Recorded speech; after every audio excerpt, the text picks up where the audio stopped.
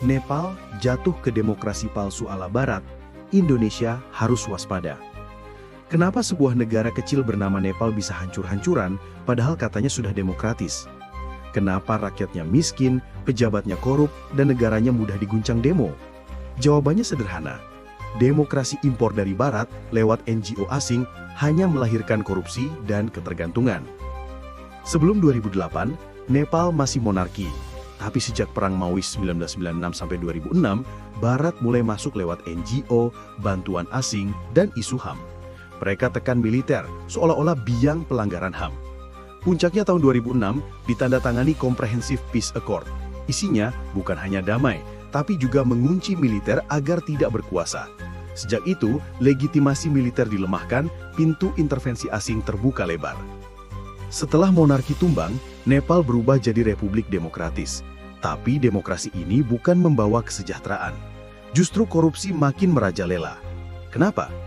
Karena pejabat korup itu jadi pintu masuk kepentingan asing. Dana bantuan datang, tapi rakyat tetap miskin.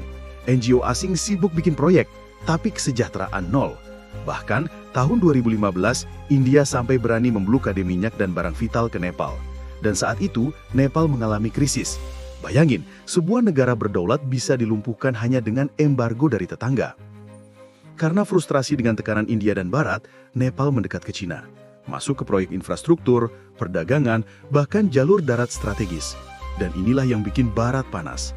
Tiba-tiba, isu korupsi kembali diangkat.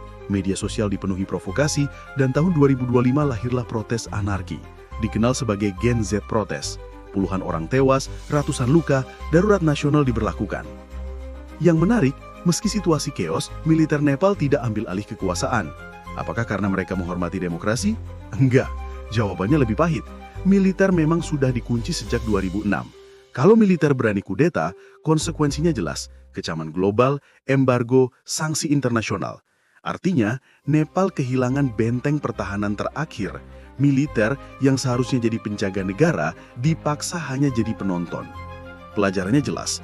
Demokrasi yang lahir dari intervensi asing hanya akan melahirkan pejabat korup, dan lewat pejabat korup itulah kepentingan asing masuk. Nepal bukan kasus pertama. Indonesia juga pernah alami. Tahun 1998, reformasi melemahkan militer, membuka demokrasi, tapi apa hasilnya? Korupsi justru makin merajalela, dan asing makin mudah menekan kita lewat celah itu. Kalau kita lengah, skenario Nepal bisa terjadi di sini. Demo jalanan ditunggangi, isu HAM dipelintir, lalu kepentingan asing masuk tanpa kita sadari. Indonesia harus belajar. Demokrasi bukan barang impor, tapi harus berakar pada Pancasila. Demokrasi dengan etika, moral, dan kedaulatan. Karena sekali negara jatuh ke demokrasi palsu, yang lahir hanyalah ketergantungan, memiskin, dan korupsi.